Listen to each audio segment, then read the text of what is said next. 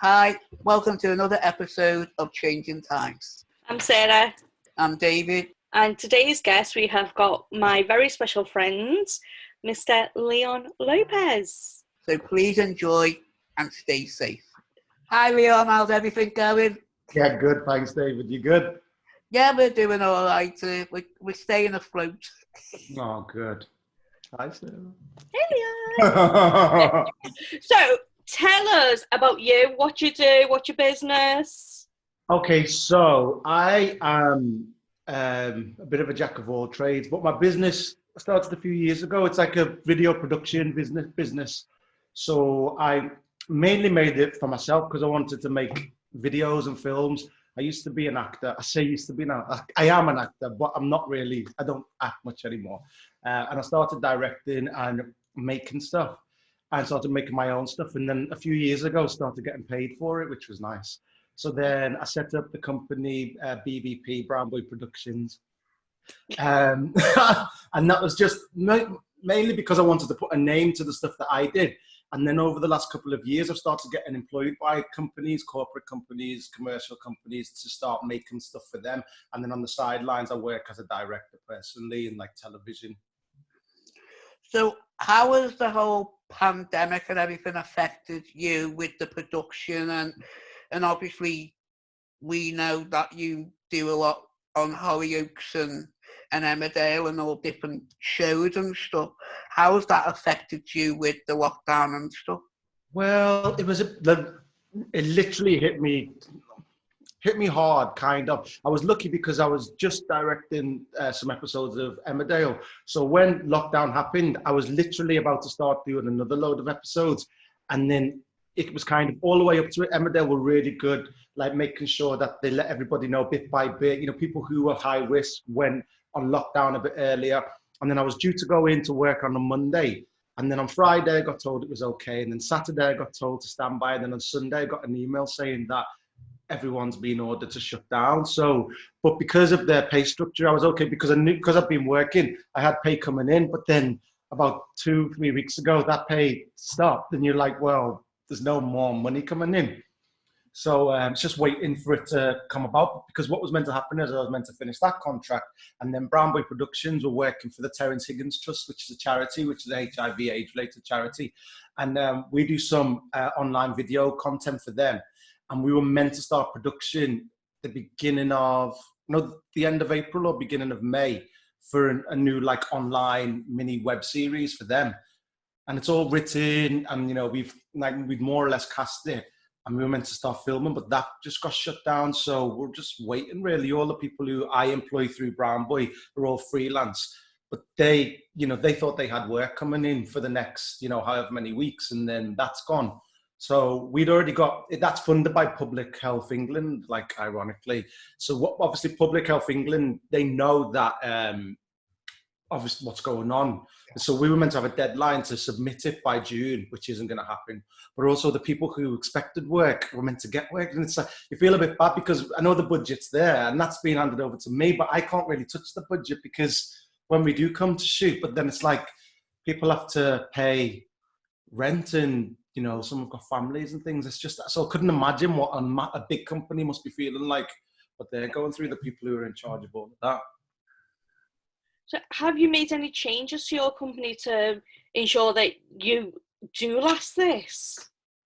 So, because Brown Boy Productions is basically me, a lot of my personal work funds me to be able to do BBP, really. So I haven't had to make any changes yet because we've not been working. Literally, I've not done anything. So what I've been doing to keep myself active is joining in with things online. So there's been some creative stuff. There was a project called Virtual Collaborators, which was set up by an actor who I know. And I directed a few things virtually and edited it for them. That's gone out. And then there was a short film, like one of my friends who I'm living with in Leeds, he's an actor. So I wrote a short film for him. And then I've got my equipment with me, so we shot that and we edited it and we put it out. And that's kind of, because it's about lockdown, it's about loss and stuff, that's really got a lot of people interested in it. Started doing well online, and we've got into a festival next week, and there's like a few things coming off the back of that. But what it's kind of helped me to do is go, you know what, well, when we do come to shoot, this is the way it's going to be now, lockdown. So, for example, when we do the Terence Higgins Trust thing, I'm speaking with the guys, the coordinator with the charity, and we need to work out, well, what do we do? Because the scenes where people are written where they're next to each other, scenes where people are hugging each other, and, you know, they don't live together, they're not in quarantine. So how do we, when the government say we're allowed to go back and film, how do we adjust to that? Do we have to change scripts? Or so to be honest, I haven't really adjusted yet. I'm just kind of putting things into place of how potentially going to adjust. Yeah. So during this time, has it made you realise and reflect on the business and thought of ways that you can make it better when we potentially go to the new normal, and how you work on things? Well, I don't know. It's like, it's funny because Ange, you guys know Ange, my friend. I was having a conversation with her, and I kept saying, you know, because when this is over, and she said to me, you can't think of it as when it's over. You've got to think of it that this is the new normal, and stop waiting to start your life the way it was before, because it might never happen. So that kind of made me start thinking heavily, going, you know what is. So I've just been looking at any kind of help that I can get on the business side of it, so that because hopefully I'm going to go back and do Emmerdale, because the contract, you know, they promised me that the contract that I had, I can pick up as soon as they start shooting. But then all my own stuff, and the stuff like the Terence Higgins Trust, and then I've got like a television show that I'd written, like a pilot that I want to shoot, and then other films. It's like, well, how? I don't know if it's necessarily going to make it better, but these things were written during lockdown, and they're not about lockdown. But do I have to put that in now? Because, you know, I haven't heard from Emmerdale or the other subs, but they can't get away from talking about it, surely, because just look at the whole world's going to have gone through it. So I assume that that's going to change. So people will want to see that reflected in the drama. So I don't know if it's going to make me better. It made me realize that, you know, you appreciate that you actually do need people to do, like I do a lot of stuff on my own because I have to, but then because I've got so used to working with people now and then, you know, even doing that short films, like I was the cameraman, I was lighting, I had the microphone plugged in, I'm listening to the directing, the actors. It's like you do need to have people, but because I'm used to small crews, I do know that you can get away with doing stuff smaller. And I think a lot of the bigger production companies, like, you know, your soap operas, will probably have learned from that, you know what, we can scale down, we have to. But then the downside of that is, there's lots of people who are going to lose jobs, people who've got families who are potentially going to lose jobs. So I don't think anything better is going to come out of it, but I do think that, you know, people are adjusting quickly because, you know, humans do. You just got to, haven't you? Yeah. You've got no choice. So talking about going back to Emmerdale, obviously there's been stuff in the press this week saying that the production companies have been given the green light. Does that make you nervous to go back? Not really. I'm not because, I mean, you know what I'm like, I think I've already had corona in my mind. I'm like, because I got really ill just after Christmas, before it was like somebody literally walked past me. I know, so I'm like, and I was in bed, shivers, cold, flu, so I'm thinking, well, probably had it, but you don't know, do we? And you don't know. And then also, if you have had it, there's no guarantee that you're going to be immune from it. Does it scare me? It's like, some days I get scared walking out the door, and then some days but what can you do? You got to get on with it. It's like, I want to work. I need to be doing stuff, you know, like you guys. If we're not doing stuff, then you go crazy. So I'm not scared as such, but I am intrigued to see how is it going to be done? How is the world, like the world's going to change no matter what. Even if we came out of this tomorrow and everything went back to normal, this world would still be changed because, you know, you walk down the street. It's like I saw somebody who I've known for ages yesterday walking past, and you go up to them, you're like, oh, hi. Oh, and you're scared to shake hands, and you're just like, you know, you got to keep your distance. And even if they said Corona's gone, people would still be like that. People aren't going to touch. People aren't going to. So, yeah, it's, I don't know. But, yeah, I don't know. Oh, it's the new normal. The new normal. And that's what we've all got to get used to. So, what new projects have you been able to do during the lockdown? Have you been able to release anything onto so everyone can see? So yeah, we did the virtual collaborators project that I did with Danusha Samal. She was an actor I worked with. She set it up and she got some backing from The Guardian, not fund them, but just to promote it. So I did 2 short films where I was directing them, and they're on her website, Virtual Collaborators on YouTube. And then off the back of that, one of them was with two actors who lived together. So we've kind of come up with this. The guy who wrote it, James, we set one's in Italy and the other person's in, and their partner is in England. And it's like a little mini soap opera of just them talking on the phone. So off the back of that, we've shot 3 episodes of that. Like they film it, like we work on the script, they film it, send it to me and I edit it. And then because I really had fun doing that, I love it, but I love being behind the camera. So I think I just mentioned earlier, like a short film I made called Hey Google. I say that because it goes off. Literally, you watch it. And if you're watching this and you go and look for it, it's called Hey Google. Make sure you switch Hey Google, your phone off. Because literally did it once in 3, went hello, hello, hello, hello, hello. So it's a bit, and it's said quite a lot in the film. But yeah, I was watching lots of, news reports and then seeing things online and family members and people close to me who talking about, going into hospital and loved ones can't go and see them. And then people who've passed away and, people who, one of my friends, his mum had a heart attack and they couldn't go in the ambulance. And I was like, it just started to affect me a bit. It's like, this is how it's going to be. And so I thought, well, after all this has happened, people will always remember these things, but I thought this is actually a moment that I want to remember. So I just started writing a film about a person who's in lockdown, who can't see their loved ones. And it's only like a 10-minute short, but it's on YouTube now on the Brown Book Productions YouTube page, and it's called Hey Google. And we put it out, and at first I sent it. So the lad who acts in is Saeed, he read it and he was like, started crying. He's like, it's too sad. So then my other friend who I'm staying with, he read it and he was like, it's too sad. So I thought, oh my God, it's going to be too sad. And the amount of people who've come back and said, you know what, it's sad, but because it's current and because it's almost like you're talking about things that I've gone through, they kind of felt a bit of a release from it. And although they were emotional from it, they felt like a positivity from it. So I thought, well, that's good. So I'm just kind of putting that out and promoting that just for people to watch and something to do. Because on lockdown, people are doing monologues and people are singing songs. And probably 10 years ago, I would have been one of them, but I don't really. Oh, we get no new songs? But no song. Well, I've been writing songs, actually. I wrote about 5 songs, but nothing to be released. So I get made you more creative with the current subject, and it's wanting you to basically do short films about the subject. I definitely feel, and even short films not about the subject, I feel like it's given me a passion to go, you know what, all the stuff that I've got on the back burner and all the sidelines, I start one project. It's like last year or the year before when I started directing the Hollyoaks, I was there for like a year practically off and on. And it's the first time I've started getting paid for years. Do you know what I mean? Doing all my own indie projects. You're lucky if, I was selling short films to companies for 200 quid, and then I'm there getting paid a wage. And, a friend goes, do you want to go on holiday? I'm like, oh, I can go on holiday now. I haven't been on holiday for like 5 years. But so that was like nice to be in that position. And then going over starting that Emmerdale.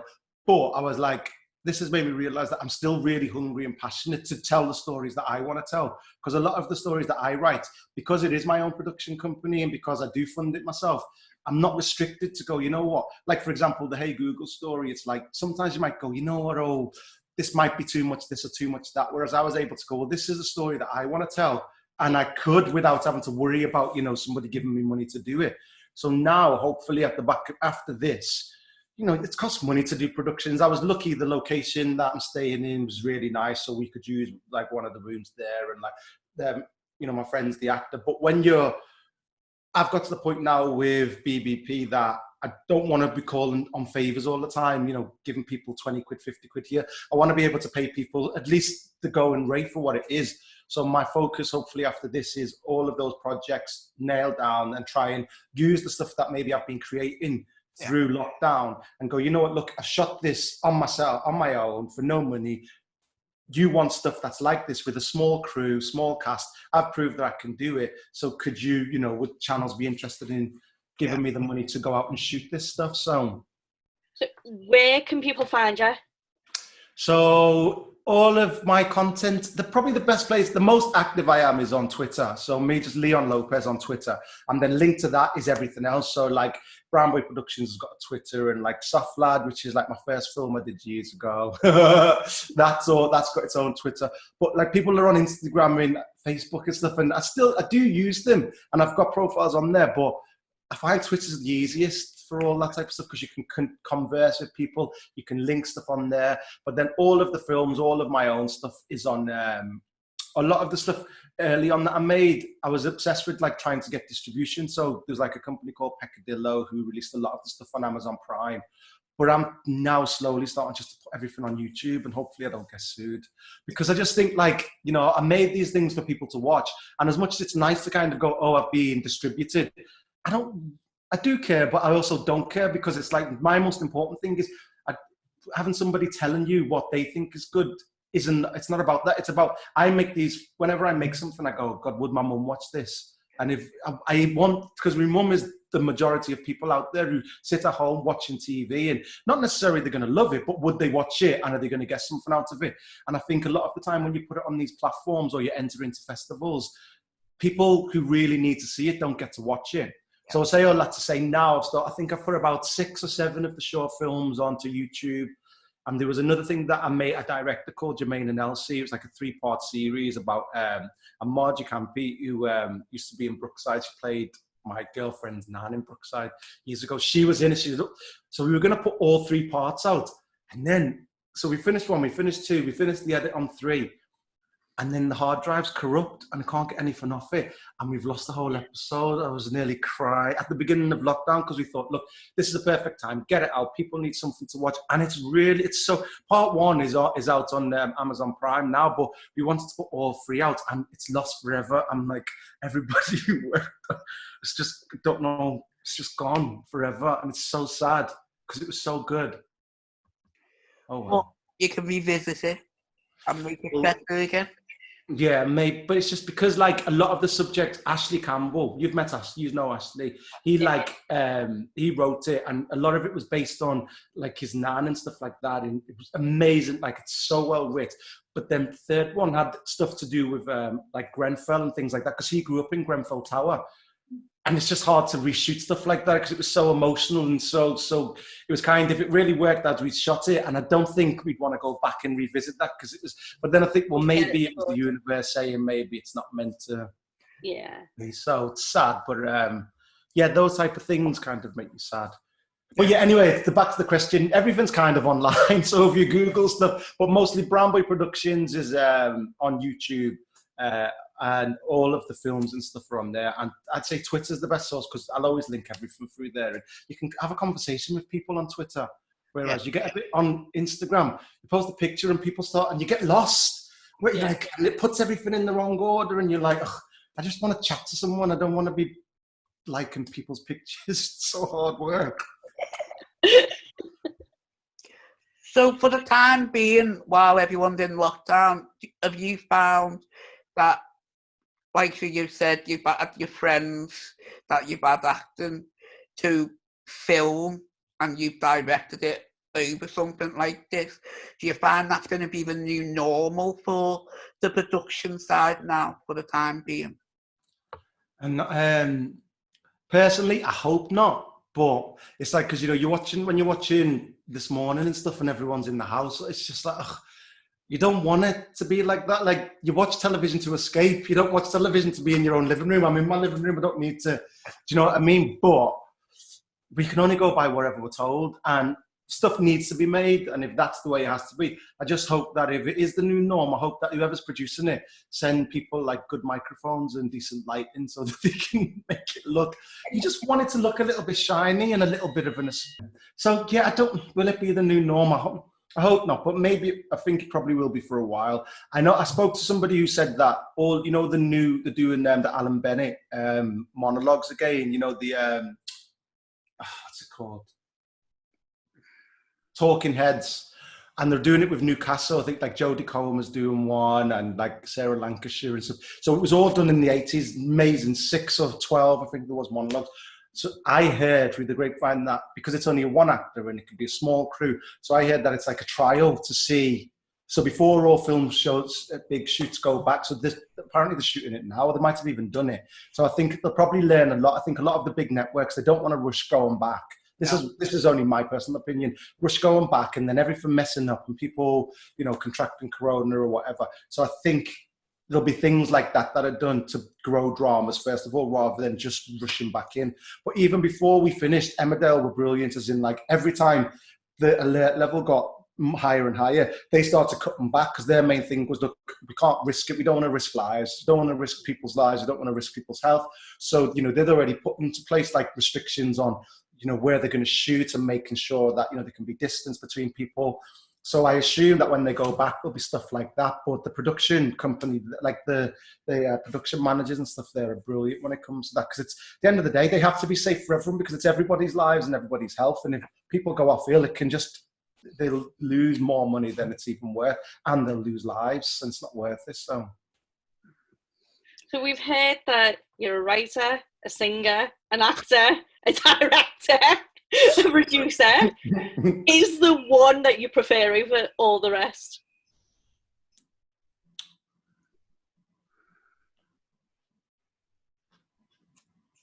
I don't like producing. I hate producing. Definitely. Oh my God, producing's the worst. Hate producing is the worst. I haven't got that mind, but sometimes you have to. I love directing. I've kind of fell out of love with acting. I feel really sad when I think of it, because I used to be so passionate about it, and now I'm like, oh no. But I love being on set in somebody else's production, because I learn the most I've ever learned from. That's how I've learned my craft as a director, just working with good directors. I'm working with bad ones, because they teach you what not to do, you know. But that's I love just creating. Like, I love making something, whether it's mine or whether I've written it or somebody else has, and then, you know, being on the floor and then getting in the edit room and watching it and going, bloody hell, this was just words on a page. And now these people have, like, made this amazing thing come to life. And when I'm writing stuff as well, I love, like, especially when I've started writing something, and then you start hearing the conversations in your head of, like, the people, and then the people you think they're real, that you start to talk to people about it as if they're real people, and you're like, so I think I love writing and directing the most now. So more, I don't know. A bit of everything. There's too much to choose from. Yeah, I know. With Hey Google, where did that idea come from? Obviously, everyone's got some kind of interactive device now. Well, how the actual, what happened was, I was like, so we'd done the virtual collaborators thing, and I was like, I want to do something and shoot it, because I love being behind the camera and that side of it. So one of my other friends who were isolating with Shen, he was talking about, oh, Google. He said, well, why don't you make a film, and he's chatting to Google, and he falls in love with Google and all this stuff, and it'll be funny. And I was like, oh, brilliant idea. So I started, he wakes up, he does this. And then I just thought, I can't make things funny. And as I started going, I thought, oh my God, this isn't funny. Oh, it's getting sadder. And it just turned into that. It was meant to be a comedy. And it turned, but I thought, I can't fight it. That's what's coming out. You know what I mean? And it's like, and I think ultimately, if we were in a time where things were funny, but we've been living with that Google device, like, literally, where it's in the kitchen, so you time it, you want a recipe, you speak to it. And it's one of those new ones where it's got the screen on it, so it'll flash up and you can watch it as you go.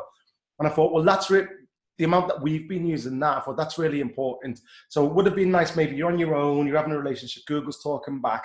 But then, because I've been so affected by all this stuff about, you know, not being able to go to hospitals, and I think my mum had just spoke to one of her friends that got rushed into hospital, and thankfully it wasn't corona, but no one could visit her.